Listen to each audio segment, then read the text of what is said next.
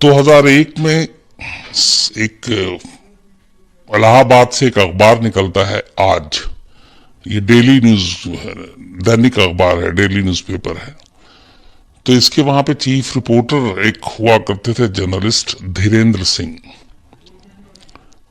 तो 17 दिसंबर की रात अपना काम खत्म करने के बाद कायदे से धीरेन्द्र सिंह को घर पहुंचना चाहिए था, लेकिन वो घर पहुंचते नहीं है। घर वाले इंतजार करते हैं, दफ्तर फोन करते हैं, साथियों को फोन करते हैं, बट कोई पता नहीं चलता। Mobile switch off. फिर लगता है कि कई बार कई काम के सिलसिले में लोग इधर उधर चले जाते हैं, नहीं बताते हैं। तो घर वालों ने कहा चलो कोई नहीं, अगले दिन लौट आएगा। लेकिन अगले दिन भी कोई खबर नहीं। और तमाम जानने वालों से, तमाम दोस्तों से, हर एक जगह से पूछ लिया जाता है। फिर ये लगता है किसी स्पेशल असाइनमेंट पे कोई खबर पे निकले हों, तो जो बॉसेज ऑफिस के वो भी बताते हैं कि ऐसा कुछ नहीं है। तो इस चक्कर में करीब 24-48 घंटे गुजर जाते हैं, धीरेन्द्र सिंह का कोई पता नहीं चलता। आखिर में थक हार कर धीरेन्द्र सिंह के घर वाले पुलिस स्टेशन में गुमशुदगी की रिपोर्ट लिखा देते हैं। अब जब गुमशुदगी की रिपोर्ट लिखाते हैं, और चूंकि एक छोटे शहरों में जो अखबार और ये सारे जो जर्नलिस्ट होते हैं, इन सब का दबदबा बड़े शहरों के मुकाबले ज्यादा होता है। तो एक जर्नलिस्ट के लापता होने की खबर जब पुलिस स्टेशन तक पहुंचती है, फिर अखबारों में भी खबर छप जाती है इस रिपोर्ट के बाद, तो अब पुलिस पे भी प्रेशर पड़ जाता है कि उस जर्नलिस्ट को ढूंढो। और पुलिस फिर छानबीन शुरू कर देती है, थोड़ा एक्स्ट्रा इसमें एफर्ट करते हुए। जब पुलिस छानबीन करती है, तभी इसी दौरान पता चलता है कि इलाहाबाद के आसपास से ही पिछले कुछ सालों में करीब 15-20 लोग गायब हुए हैं, और कुछ महीनों में 2-4 गायब हुए हैं। वो सारे उन लोगों का जो प्रोफाइल था वो बहुत खास नहीं था, आम लोग थे। तो शायद इसीलिए पुलिस ने भी मेहनत नहीं की उन्हें ढूंढने की, और वो केस ऐसे ही फाइलों में ही पड़ा रहा। लेकिन जब धीरेन्द्र सिंह एक जर्नलिस्ट की तलाश शुरू हुई पुलिस ने की, तब इन केसेस के बारे में भी उसके सामने सारी चीजें आई। तो पुलिस ने सोचना शुरू किया कि क्या कहीं इन गुमशुदगियों का धीरेन्द्र सिंह की गुमशुदगी से तो कोई ताल्लुक नहीं है। और इस तरीके से छानबीन होती रही, लेकिन कोई फायदा नहीं हुआ। पुलिस की इंक्वायरी लगभग 2-3 दिन तक यूं ही हर तरफ पूछताछ सब में निकल गया, लेकिन कोई क्लू नहीं मिला ऐसा। कोई ऐसी स्टोरी कर रहे हैं जिसपे धमकी मिली हो, कोई ऐसी दुश्मनी किसी से। सारे एंगल पे पुलिस ने जांच कर ली, कुछ पता नहीं चला। फिर लास्ट में पुलिस ने कहा कि चलो कॉल डिटेल से ही कुछ देखते हैं कि कुछ मिलता है शायद। तो धीरेन्द्र सिंह के मोबाइल के कॉल डिटेल को खंगाला गया। जब खंगाला गया तो उसमें एक नंबर ने पुलिस को थोड़ा सा शक दिलाया, और वो ये था कि इसलिए शक दिलाया कि धीरेन्द्र ने अपने मोबाइल से एक लैंडलाइन पे कॉल किया था, और वो लैंडलाइन का जो नंबर था वो इलाहाबाद के पास एक नैनी जगह है वहां का था। और उस लैंडलाइन से वापस फिर धीरेन्द्र के मोबाइल पे भी कॉल आया, और इसके बाद फिर वो मोबाइल हमेशा के लिए स्विच ऑफ हो गया। तो पुलिस ने जब ये लास्ट नंबर देखा, तो पुलिस पहुंचती है, उस लैंडलाइन के नंबर का पता निकालती है और नैनी में उस जगह पहुंचती है। तो पता चलता है कि ये जो नंबर है ये एक फूलन देवी है, वहां की ग्राम सभा जो चुनाव होते हैं उसकी भी वो मेंबर हैं, और उन्हीं का नंबर है ये। तो पुलिस जाकर पूछताछ करती है धीरेन्द्र सिंह के बारे में। तो फूलन देवी तो सारी कहती है कि मुझे कुछ जानकारी नहीं, लेकिन फूलन देवी की जो पति हैं राम निरंजन, पुलिस से जब पूछताछ होती तो वो बताते हैं कि हाँ, धीरेन्द्र सिंह को मैं जानता हूं, मेरी दोस्ती रही है, चूंकि वो अखबार में मीडिया में पत्रकार हैं, और मेरी बीवी चुनाव लड़ती रहती है। इस वजह से। लेकिन मेरी आखिरी बात 3-4 दिन पहले हुई थी, उसके बाद मेरी कोई बातचीत नहीं हुई, और वो कभी कभी फोन कर लेते थे, और इसीलिए उन्होंने उस दिन फोन किया। तो पुलिस को भी पूछताछ के बाद कुछ ऐसी चीज पता नहीं चली जिससे वो कुछ शक करते हैं, या तो फूलन देवी पे या उसके पति निरंजन पे। तो पुलिस बैरंग लौट आती है, उसके बाद फिर अपनी तफ्तीश को और तमाम तरफ घुमाती है, लेकिन कोई सबूत, कोई क्लू, कोई जानकारी हाथ नहीं आती। इधर प्रेशर था मीडिया का, पत्रकारों का, उनका एक चीफ रिपोर्टर गायब, दिन बीतता जा रहा था, दबाव बढ़ता जा रहा था। तो पुलिस को लगा कि क्या करें, तो उन्होंने फिर से सारी चीजों को कहा कि रिविजिट करते हैं और सोचते हैं। तो एक अच्छे खासे जो आईओ थे इस केस के, उन्होंने अपना दिमाग लगाना शुरू किया और सारी चीजें पता करनी शुरू की। तो इस चक्कर में उन्होंने धीरेन्द्र के साथ साथ जो हाल में गायब हुए थे, जो लोग जिनकी रिपोर्ट दर्ज थी, उनके बारे में जानकारी लेनी शुरू की। तो जब उनकी जानकारी शुरू की तो पता चला कि उसमें से एक जो था उसका नाम कालीचरण श्रीवास्तव था। वो कहीं गार्ड की नौकरी करता था। इसके अलावा एक अशोक और एक संतोष, ये दोनों ड्राइवर और क्लीनर थे। और एक मोइन के बारे में ये था कि ये सम्मोहन शक्ति में बड़ा माहिर था। लेकिन इन चारों का अलग अलग कोई रिश्ता नहीं था। बाकी भी और जो गायब हुए थे उनके बारे में भी छानबीन की, लेकिन कालीचरण या फिर संतोष या फिर अशोक या फिर मोइन, इनकी गुमशुदगी में भी कोई आपस में तार नहीं जोड़ रहा था, न धीरेन्द्र से न इन लोगों से। पर छानबीन में एक चीज पता चली कि जो चारों गायब हुए थे ये बड़े ज़हीन दिमाग के थे, चाहे वो ड्राइवर हों, क्लीनर हों, पेंटर हों, या फिर सम्मोहन करने की शक्ति हो। तो इनका दिमाग बड़ा तेज था। बस ये एक जानकारी थी। इसके बाद पुलिस अपना अंधेरे में तीर मारती रही, कोई जानकारी मिली नहीं। लास्ट में फिर ये है कि घूम फिर के पुलिस को एक चीज समझ में नहीं आता था कि आखिरी कॉल उस नैनी के गांव के उस घर में फूलन देवी के और राम निरंजन के क्यों, और वहां से कॉल वापस क्यों। अगर दूसरी चीज जिसने पुलिस के कान खड़े किए, फिर धीरे धीरे जब दिमाग ठंडा हुआ, सोचना शुरू किया कि जो कॉल किया गया था आखिरी, जो धीरेन्द्र ने किया था, वो रात 11:15 बजे किया था। अब उस नैनी इलाके के जहां पे ये इनका घर है, वहां पे रात 11:15 का मतलब बहुत ज्यादा अहम हो जाता है, इसलिए कि वो इलाका है जहां लोग 7-8 बजे सो जाते हैं। हर घर की बत्ती जो है वो बंद हो जाती है और लोग जनरली सुबह 4-5-6 बजे उठ जाते हैं। तो अब इस लाइन पे शुरू किया कि आखिर 11:15 बजे फोन करने की ऐसी कौन सी इमरजेंसी आ गई, और अगर ऐसी कोई इमरजेंसी थी तो धीरेन्द्र को अपने घर फोन करना चाहिए था, अपने ऑफिस में अपने बॉसेस को, अपने कुलीग को करना चाहिए था। लेकिन उसने कहीं किसी को कॉल नहीं किया शाम से लेके उस पीरियड में, और 11:15 बजे सिर्फ वहीं किया। पुलिस को लगा कि कुछ ना कुछ है, यही सुराग मिलेगा और कहीं से कुछ मिलना नहीं है। तो लास्ट में पुलिस फैसला करती है कि फिर से एक बार उसके घर में जाना है, राम निरंजन के, फूलन देवी के, और पता करना है। उसके बाद ये वहां उसके बारे में और जानकारी हासिल करनी है। तो पुलिस की टीम वहां जाने से अगले दिन जब जाती है तो अपनी कुछ टीमों को लगा देती है कि राम निरंजन और फूलन देवी की फैमिली के बारे में जरा ब्रीफ पता करो, क्या है ये लोग।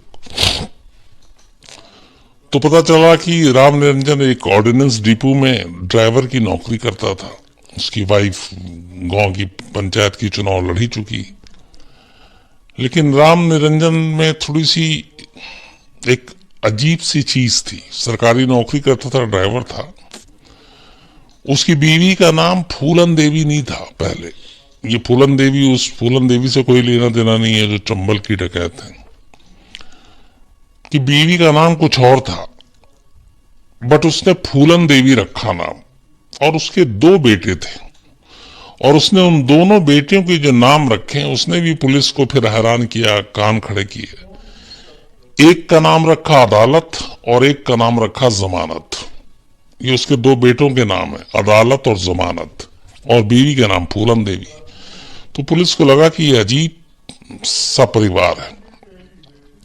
इसके बाद पुलिस घर पहुंचती है, फूलन देवी उनके बच्चों से बातचीत करती है, पूछताछ करती है अलग से, लेकिन कोई जानकारी नहीं मिलती। इसके बाद फिर राम निरंजन से पूछताछ करती है। अब जब राम निरंजन से पूछताछ करती है पुलिस, तो वो पहले तो यूं ही सब घुमाता रहता है।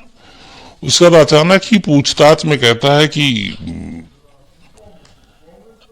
पुलिस के सामने ही फरमाइश करता है कि मैं कुछ बताऊंगा लेकिन आप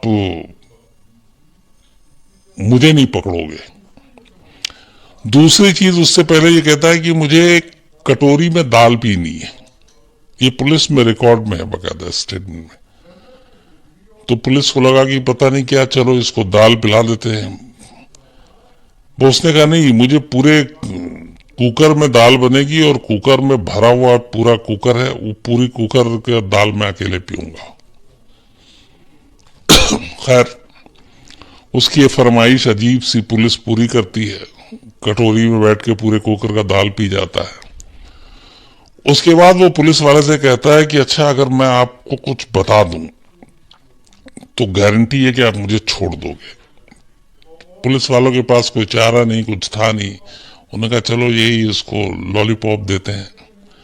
तो उन्होंने कहा ठीक है, तुम बताओ। तो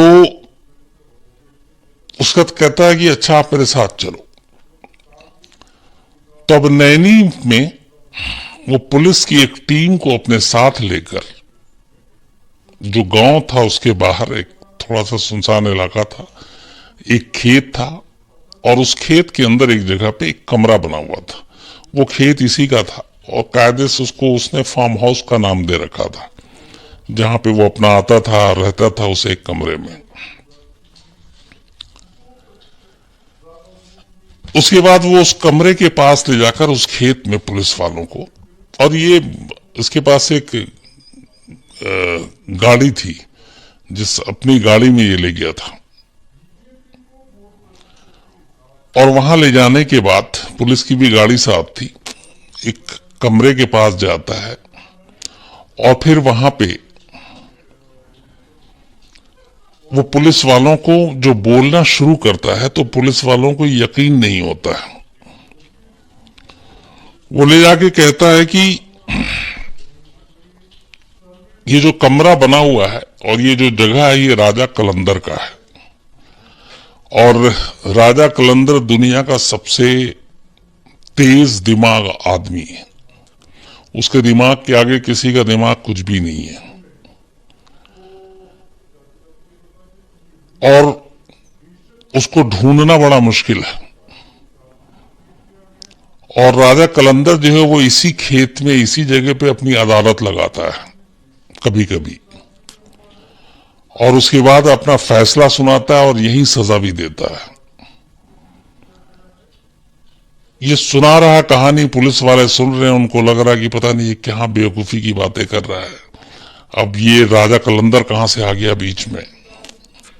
मैं तो राम निरंजन के साथ लेकर आया, उनको लगा कि ये कुछ बताएगा, लेकिन वो अब एक कैरेक्टर राजा कलंदर ले आया और बता रहा है कि वो बड़ा ज़हीन इंसान है, इसका दिमाग बहुत तेज है, और इसी जगह, इसी फार्म हाउस में वो अपनी अदालत लगाता है, यही सजा सुनाता है, यही सजा देता भी है। ये कहते कहते वहीं पे एक बोरी पड़ी हुई थी, और वो बोरी के अंदर हाथ डालता है, और बोरी के अंदर से जब वो हाथ निकालता है तो उसमें एक सर था। अब जैसे ही वो देखता है, पुलिस वाले वो वो हो चुका था कि ये क्या है, एक नरमुन टाइप। तो उसने बताया कि ये एक श्रीवास्तव जी का है, कोई एक श्रीवास्तव जी थे, और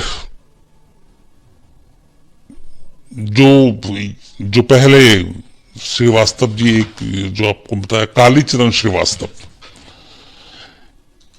पुलिस वाले मतलब हक्के बक्के, तब तक वो फिर दूसरी बार हाथ डाल के बाहर निकालता है, पूछते ये क्या है, ये किसका है, तो कहते हैं ये मोइन भाई का है। अब दो सर, दो खोपड़ी, उसके दो हाथ में। अब जैसे ही वो पुलिस वाले देखे, उनकी तो हालत खराब। अब उसने पेड़ की तरफ दिखाया, तो कुछ पेड़ में जो खोपड़ी हैं कलर किए हुए, वो टंगे हुए थे उसी फार्म हाउस में। अब पुलिस वालों ने जब वो देखा तो और भी जाहिर सी बात है, मैं तो चौंकना शब्द छोटा होगा, लेकिन अब एक एक करके सारी खोपड़ियां दिख रही हैं वहां पे। तो पुलिस ने पूछा कि ये सब भैया क्या है, तो उसने कहा ये सब राजा कलंदर ने किया है। राजा कलंदर बड़ा ज़हीन दिमाग इंसान है। तो उसने कहा कि अच्छा ये बताओ, ये धीरेंद्र सिंह जो जर्नलिस्ट पत्रकार हैं वो कहाँ है? तो उसने कहा कि राजा कलंदर ने उसे भी सजा सुनाई और उसे मारने के बाद उसकी जो लाश का कुछ हिस्सा है वो मध्य प्रदेश से लगता हुआ एक रीवा इलाका है, वहां पे फेंक दिया। तो पुलिस को पहले तो यकीन नहीं आया, फिर उन्होंने कहा कि तुम्हें कैसे पता? उसने कहा मुझे मालूम है। तो उन्होंने कहा चलो वो जगह दिखाओ। तो वो पुलिस के साथ उस जगह पे जाता है रीवा के पास, और जहां पे बताता है कि वो धड़ पड़ा हुआ है बॉडी अलग अलग हिस्सों में, तो पुलिस को वहां से वो मिल जाती है। जब पुलिस को मिल जाती है तब फिर अब ये कंफर्म हो गया कि हाँ, एक तो धीरेंद्र सिंह की मौत हो चुकी है, उसका कत्ल हुआ है, और ये भी कि ये जो भी राम निरंजन बोल रहा सब सच है। फिर राम निरंजन से पूछताछ होती कि तुमने सारी कहानी तो बता दी, अब ये बताओ राजा कलंदर कौन है? तो पहले वो इधर उधर घुमाता है, फिर पुलिस, जाहिर सी बात है, इतनी सारी खोपड़ी और सारी चीजें देख के उसका दिमाग वैसे ही घूम चुका था। फिर सख्ती होती है तो पता चलता है कि राजा कलंदर कुछ और नहीं, उसी के दिमाग का वहम है। असल में राम निरंजन ही राजा कलंदर है। अपने आप को राजा महसूस करने के लिए उसने अपना नाम राजा कलंदर रखा था, निकनेम। वैसे उसका नाम राम निरंजन था, और उसका शुरू से ही जो बर्ताव था, वो जिस तरीके से पला बढ़ा, तो ये पढ़ने लिखने में बहुत तेज नहीं था। और जब भी इसके सामने कोई ज़हीन दिमाग, कोई लगता था कि जैसे घर में ही बोला जाता था कि वो देखो उसका लड़का कितना तेज है, पढ़ने में कितना वो है, उसका दिमाग कितना तेज है, उसकी नौकरी कितनी अच्छी लगी, ये चीजें वो सुनता था। और इसी के बाद फिर उसके दिमाग में ये बैठ गया, और वो कहीं ना कहीं फिर उसी वजह से उसने अपना नाम राजा कलंदर रखा, और उसने कहा कि बस मैं ही राजा हूं, बाकी सब मेरे आगे कमतर है, सब बेकार है। और उसको गुस्सा बहुत आता था। तो एक बार, जो पहली बार उसने किया कि वो कहीं जा रहा था, गाड़ी में एक से लिफ्ट मांगी, लिफ्ट दी नहीं, वो उसी का दूर का जानने वाला कोई, उसने बस गुस्से में उसको मार दिया। मारने के बाद, अच्छा, हर एक को ये बुलाता था अपने खेत में, उसी फार्म हाउस में। धीरेंद्र सिंह के बारे में भी जब उसने बताया कि उसने उसको बुलाया, और उसके साथ उसका एक साला था वक्षराज, वो दोनों, उसने उस दिन दिसंबर का चूंकि महीना था, ठंड थी, तो उसने धीरेंद्र को बताया कि कुछ काम है, कुछ खबर देनी है। आग के पास बैठा दिया, बोला आग सेको जब तक। तो वो आग सेकने पे ध्यान था, तब तक पीछे से वक्षराज आता, उसने देसी कट्टे से उसको गोली मारी। गोली मारी तो गिर गया। इसके बाद इन दोनों ने मिलकर उसका सर काटा, सर अलग किया, और बाकी की जो बॉडी है ले जाकर फेंक दी, और सर वहीं पे अपने पास रखा। तो इसके बाद जब लिफ्ट नहीं दी, फिर उसको भी मारा यहां लाकर, फिर उसके सर धड़ से अलग किए। धड़ को ये अलग अलग जगहों पे फेंक देता था, या फिर उसी खेत में दफना देता था, लेकिन सर को कभी फेंकता नहीं था। ये हर सर के ऊपर बाद में एक तो पहले इसका ये था कि इसने किस्सा सुनाया पुलिस वाले को कि एक कायस्थ था, तो उसको ये था उसके दिमाग में कि कायस्थ लोग जो है जात के वो बहुत ब्रिलियंट होते हैं, दिमाग के बड़े तेज होते हैं। तो उसने सिर्फ इसलिए कि ये कैसे तेज होते हैं दिमाग के, एक कायस्थ को उसने बुला के इसी तरह मारा, उसकी बॉडी सब फेंक दी। उसके बाद उसके सर से वो जो उसका मेन था, सर इसलिए रखता था कि एक तो उसका ब्रेन का जो है वो सूप बनाता था और वो पी जाता था कि इससे मेरा ब्रेन तेज होगा। और उसने लगभग ऐसे ही किए सारे के साथ। और उसके बाद जो खोपड़ी होती थी उसको वो कलर कर देता था और उसके ऊपर बाकायदा ना लिखता था, ये कायस्थ की है, ये मुस्लिम की है, ये पंडित की है। जितनी खोपड़ी थी उस पर रिटर्न में सब हिंदी में लिखा हुआ था। और उसके बाद उनको वो उसी फार्म हाउस में वहां पे पेड़ पे टांग के रखता था। जब ये सारा खुलासा हुआ, पुलिस के पैरे तले जमीन निकल गई। फिर पुलिस ने घर में तलाशी ली तो इसके घर से एक डायरी मिली। उस डायरी में 14 पन्ने भरे हुए थे, बाकी के आगे के खाली थे। और जो 14 पन्ने थे उन हर पन्नों में सिर्फ दो ही चीजें थी, एक नाम लिखा होता था, जाति लिखी होती थी और क्रॉस मार्क होता था। तो उस डायरी में 14 नाम थे और 14 के आगे क्रॉस थे। तो इसका मतलब था कि उसने 14 कत्ल रिकॉर्ड पे किए। जो पहला नाम था वो कालीचरण श्रीवास्तव का था और जो 14वां नाम था वो धीरेन्द्र सिंह का था, जो जर्नलिस्ट आज के अखबार के। हालांकि पुलिस से पूछताछ में उसने कहा कि करीब उसने 30 लोगों को मारा है। पुलिस ने उसके कहने पे बहुत जगह पे सारी वो भी की, लेकिन कोई इतने 30 के सबूत मिले नहीं, क्योंकि उसने जो डेट बताया था वो बताया था 92 से 2000 के बीच उसने ये सारे चीजों को अंजाम दिया। 2001 में धीरेन्द्र सिंह को उसने मारा और धीरेन्द्र सिंह को मारने की जो वजह थी वो बाकी 13 से अलग थी। उसने कहा कि कहीं ना कहीं उसे शक हो गया था कि धीरेन्द्र सिंह उसकी इस जो किलिंग है उसके बारे में उसे कुछ भनक लग गई, उसे जानकारी मिल गई है, तो वो उसका भांडा फोड़ कर देगा, अखबार में खबर छाप देगा। इस डर से उसने धीरेन्द्र सिंह को अपने रास्ते से हटाया। वरना बाकी के लिए उसका सिंपल यही था कि इन लोगों का दिमाग तेज है, इसीलिए जो उसने ड्राइवर और क्लीनर को मारा था उनका दिमाग बहुत तेज था। जो मेन को मारा था उसके सम्मोहन की शक्ति से वो बड़ा प्रभावित था कि इसका दिमाग तेज है। कालीचरण श्रीवास्तव का दिमाग बहुत तेज था, वहां के जो आसपास के लोग कहते थे, इसलिए उसने भी शिकार बनाया। तो इस तरीके से बाद में फिर पुलिस ने ऐसे 14 लोगों को आइडेंटिफाई किया उस डायरी के आधार पर। फिर मुकदमा चला, 2001 में ही चार्जशीट दाखिल की गई और करीब 11 साल तक मुकदमा चलने के बाद निचली अदालत ने 2012 में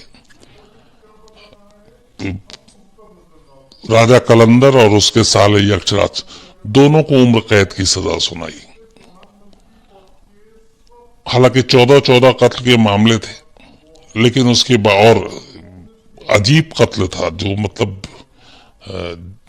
एक तरह से ये आदमखोर था। अदालत ने बाकायदा अपने जजमेंट में भी है कि आदमखोर था कि कत्ल करने के बाद, और इसने ये भी बताया कि वो जो खोपड़ी थी वो इसलिए रखता था, उसको एक ट्रॉफी की तरह रखता था कि देखो मैंने ये ऐसे ऐसे लोगों को मारा है जिन जिन के दिमाग इतने तेज थे, और वो सजा के रखता था और उसने वही फार्म हाउस पे रखा हुआ था। वो सारी खोपड़ियां बरामद हुई, डायरी मिली और ये सारे जो है, और शुरू में उसने एक्सेप्ट भी किया, लेकिन बाद में जब मामला कोर्ट में गया तब उसने कहा कि नहीं मैंने कोई कत्ल नहीं किया और आखिर तक वो मना करता रहा। लेकिन शुरुआत में उसने अपना पूरा कन्फेशन जो था उसका, बल्कि वो तो 20-30 कह रहा था। लेकिन खैर अदालत ने बाकी तमाम सबूत और इन चीजों को रखते हुए आखिरकार 2012 में इन दोनों को उम्र कैद की सजा सुनाई और ये आज भी दोनों जेल में हैं और अपनी सजा भुगत रहे हैं। सीरियल किलिंग की कहानी बहुत सारी ऐसी है, लेकिन ये इसलिए डिफरेंट है कि ये पुलिस के भी हिसाब से, अदालत के भी हिसाब से बेवजह कत्ल करने के लिए कोई वजह होनी चाहिए, इसके लिए कोई वजह, कोई दुश्मनी कुछ नहीं थी। ये सिर्फ अपनी दिमागी फितूर के लिए कि मेरा दिमाग तेज हो और मैं वाकई राजा कलंदर की तरह राजा बनूं, बहुत शक्तिमान बनूं, और मेरी बुद्धि, मेरे दिमाग के लोग कायल हों और उसके आगे कोई टिक ना पाए, सिर्फ इसलिए लोगों का कत्ल करता था और उनके फिर ब्रेन का सूप बनाकर सुबह सुबह पीता था और उनके सर को जो है वो ट्रॉफी की तरह अपने फार्म हाउस में रखता था। ये थी कहानी राजा कलंदर उर्फ राम निरंजन की। अब इससे जुड़े हुए कुछ सवाल दीपक तो दिव्यांशु राज जी पूछ रहे हैं, अगर वो सर लटका देता था तो किसी को खेत में सर दिखता नहीं था क्या? उसकी फैमिली को इसके बारे में पता था? इसमें एक चीज और थी कि जब वो जो खोपड़ी लटकाता था तो वो फौरन ताजा ताजा नहीं,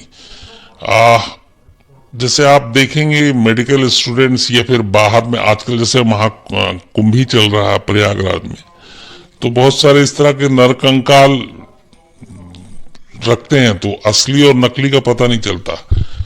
तो ये उस तरीके से, और उसको एक तो पेंट कर देता था वो अलग अलग कलर में, ग्रीन, ब्लू, वाइट, रेड, इस तरीके से, तो वो पता। और दूसरा, वहां पे आम लोग कोई मिलने जुलने जाता नहीं था और वो पेड़ों में ऐसा उसने रखा हुआ था कि वो आप वहां पे कोई जाए ध्यान से देखे तो पता चले, और वो प्राइवेट प्रॉपर्टी, तो कभी कोई गया नहीं, किसी ने देखा नहीं और घर वालों को इसकी भनक नहीं थी। मतलब इस पूरे मामले में उसकी वाइफ जो है फूलन देवी और दोनों बच्चे, उनको किसी को जानकारी नहीं थी।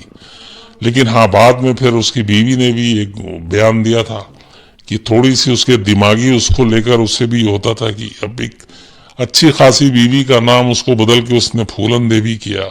2 बेटे पैदा हुए तो एक का नाम अदालत और एक का जमानत, वो इसलिए कि वो खुद को राजा मानता था और उसका ये था कि अदालत भी उसकी, जमानत भी वो देगा, सजा भी वो देगा, सुनवाई भी वो करेगी, ये उसकी पूरी सोच थी। सर, फहीम मंसूरी जी का सवाल है और कई लोगों का सवाल है कि सम्मोहन शक्ति को आप थोड़े से आसान शब्दों में बता सकें तो असल में मतलब ये कहते हैं कि किसी को अपने बस में कर लेने की बात होती है, वो आंखों के जरिए कुछ ऐसा होता है, लेकिन मुझे डिटेल में बहुत इसकी जानकारी नहीं है। इसको हिप्नोटाइज कहते हैं शायद, हिप्नोटाइज कर देना। हाँ, हिप्नोटाइज कर देना। ऐसे कुछ गैंग दिल्ली में हैं और मुझे मतलब यकीन नहीं होता, लेकिन इतनी सारी क्राइम हो चुकी कि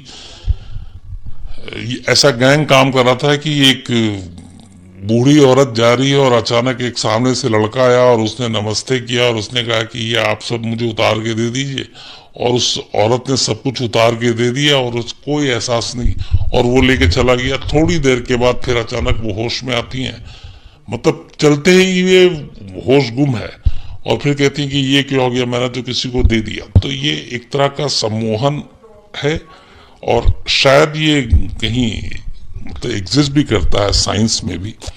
लेकिन ऐसा एक गैंग दिल्ली में अभी हाल में, मतलब लास्ट ईयर 2018 की और 17 की बात बता रहा हूँ, काफी एक्टिव था और उसने कई ऐसे विक्टिम आए जिन्होंने पुलिस को बयान दिया कि एक घर में आया, उसने दरवाजा खटखटाया, मुझसे पानी मांगा, उसका तो अचानक कहता है ये चीजें आप दे दीजिए, और वो दे दिया। और ये बाकायदा उनके कैमरे पर रिकॉर्ड इंटरव्यू है। तो उन्होंने कहा हमें कुछ एहसास ही नहीं, हमें कुछ पता ही नहीं चला। तो मतलब ऐसी चीजें शायद होती हैं। सर, आशीष सोनी जी का सवाल है, सर वो क्या किसी बीमारी का शिकार था या समाज के ताने बाने ने उसे पागल बना दिया था? नहीं, पुलिस ने इस बारे में, देखिए, एक तो 2 चीजें थी। एक केस बड़ा नाजुक हो जाता अगर जैसे ही पता चले कि ये दिमागी संतुलन ठीक नहीं था, ये दिमागी रूप से बीमार था, तो फिर अदालत आप उसको सजा देने में थोड़ी सी नरमी बरतती है और कई मुजरिम इसका फायदा उठाते हैं। तो पुलिस ने उसके सारे टेस्ट कराए थे, सब कुछ था, वो बिल्कुल अच्छी खासी सरकारी नौकरी कर रहा था, ड्राइविंग करता था, ड्राइवर था और ऑर्डिनेंस फैक्ट्री में काम कर रहा था। तो उसकी कोई ऐसे लक्षण नहीं थे जिससे वो दिमागी रूप से बीमार दिखे। हाँ, बस एक वो था उसके अंदर कुछ जिसकी वजह से वो बेवजह लोगों को मारता था। सर जेपी पाटीदार जी का कहना है कि राजीव दीक्षित की जो जांच दोबारा पीएम ने कराने की कही है, तो इस पे आपका क्या विचार है? देखिए अभी तो शुरुआत है। अब हालांकि जांच दोबारा होगी तो फिर मैंने इसकी आपको पहले बताई थी कि जांच करने के लिए बाकी सारे गवाह और बाकी चीजें तो मिलेंगी, लेकिन कोई विटनेस तो है नहीं। लेकिन सबसे बड़ी चीज जिससे आप नतीजे पे पहुंच सकते हैं, पोस्टमार्टम हुआ नहीं। तो जब पोस्टमार्टम हुआ नहीं, पोस्टमार्टम रिपोर्ट है नहीं, तो अब इतने सालों बाद कौन कैसे तय करेगा या फैसला लेगा कि वो दिल का दौरा था या जहर से मौत हुई थी, क्योंकि कुछ तो है ही नहीं। तो अब जो भी है, या तो कोई ऐसा विटनेस आए जिसके, अगर ये मर्डर है तो सामने उसके मर्डर हुआ है और वो प्राइम विटनेस हो, तब तो समझ में आता है। लेकिन मुझे उम्मीद कुछ भी नहीं है, इसलिए कि पोस्टमार्टम इसमें हुआ नहीं, पोस्टमार्टम रिपोर्ट कोई है नहीं। तो किस बेस पे आप बताएंगे कि ये नेचुरल डेथ था या फिर ये मर्डर था? सर आकाश तिवारी जी कह रहे हैं कि सर मैं इलाहाबाद से हूँ, ये घटना मेरी बगल की है, और आपने कहा था कि आप कुंभ मेले में आएंगे और हमसे जरूर मिलेंगे, तो आपसे मिलना चाहता हूँ। आकाश जी, मैं पक्का जब भी आऊंगा जरूर मिलूंगा आपसे इलाहाबाद में। अभी तो बहुत भीड़ है इलाहाबाद में और इतने लाखों लोग पहुंच रहे हैं, तो कभी तसल्ली से आपके पास आता हूँ। Thank you. सर अखिल दुबे जी का सवाल है, सर अगर आपसे पूछा जाए कि आपको 5 ऐसे बड़े अपराधियों की सूची बनानी है जो अब भी भारत के सबसे बड़े अपराधी हैं, तो पुलिस की पकड़ से भी दूर है, तो आप किन किन का नाम देंगे? ऐसे तो बहुत सारे भरे हुए हैं, लेकिन अगर मैं एग्जैक्ट करके तो नाम नहीं बता सकता, लेकिन एक नाम तो बता ही सकता हूँ सीधे, पहला, और वो है डी कंपनी के सीईओ दाऊद इब्राहिम। जाहिर सी बात है, हमारे लिए सबसे बड़ा सरदर्द 93 से भागा हुआ, और उसको पकड़ के लाना मतलब एक अभी तक तो नाकाम कोशिश ही है। लेकिन दाऊद के आने से बहुत सारे भांडे फूटेंगे हिंदुस्तान में, जो बाकी नेक्सस है उसका भी पर्दाफाश होगा। सर विष्णुदेव चौरसिया जी का कह रहे हैं, सर प्रणाम, मेरा नाम विष्णुदेव है। क्या जेल में बंद कैंडिडेट अगर इलेक्शन जीतता है तो उसकी सजा कम होती है, और जेल में बंद कैंडिडेट को इलेक्शन कमीशन क्यों अलाउ करती है इलेक्शन के लिए? विष्णु जी, ऐसा कुछ नहीं है कि जेल में अगर कोई कैदी रहते हुए इलेक्शन जीतता है तो सजा कम नहीं हो सकती, क्योंकि वो कानून का अपना काम है सजा देना। हाँ, अब तो खैर दूसरा कि अगर आप सजा याफ्ता हैं तो आप तो चुनाव लड़ ही नहीं सकते, लेकिन आपके ऊपर मुकदमा चल रहा है, आप अभी विचाराधीन कैदी हैं, अदालत का फैसला नहीं आया, तो आप चुनाव लड़ सकते हैं और जीतते हैं, तो आपके उस केस से उसका कोई लेना देना नहीं है। बस ये होता है कि कई बार स्पीकर की स्पेशल इजाजत के साथ आप लोकसभा या विधानसभा की कार्यवाही में जाकर हिस्सा ले सकते हैं। बाकी आपके जुर्म या आपके उस जुर्म के लिए कितनी सजा होगी उसका इससे कोई मतलब नहीं है। सर जगदीश पटेल जी का कहना है कि हिप्नोटाइज एक साइंस है जो रियल में होती है, लेकिन ये सब पर काम नहीं करती है। हाँ नहीं, बिल्कुल, मैंने वही कहा कि ये सम्मोहन है एक साइंस और ये एग्जिस्ट करता है।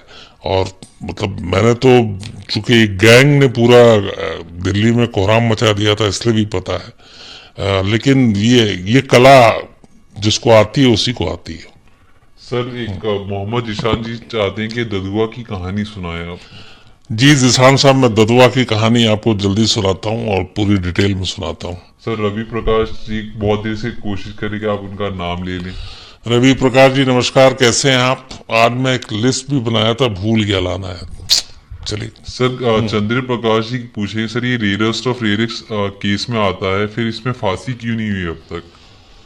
हाँ, मतलब चंद्र प्रकाश जी, मुझे भी इसमें हैरत है कि इतने लोगों का एक साथ, मतलब एक सीरियल किलर, और वो भी अजीब फितूर, अजीब दिमागी रूप से उसने जिस तरीके से कत्ल किया, फिर जिस तरीके से आदमखोर भी इसमें रहा वो, और उसके बावजूद भी उम्र कैद की सजा। अब मुझे नहीं मालूम ऐसे क्या ग्राउंड थे जिसकी वजह से उसकी सजा कम हुई, लेकिन अभी तो ये कोर्ट में ऊपर भी जाएगा मामला। 2012 में ये एक तो 11 साल लग गए निचली अदालत को ही, तो देखिए हो सकता है अभी हाई कोर्ट सुप्रीम कोर्ट में शायद ये फैसले बदले।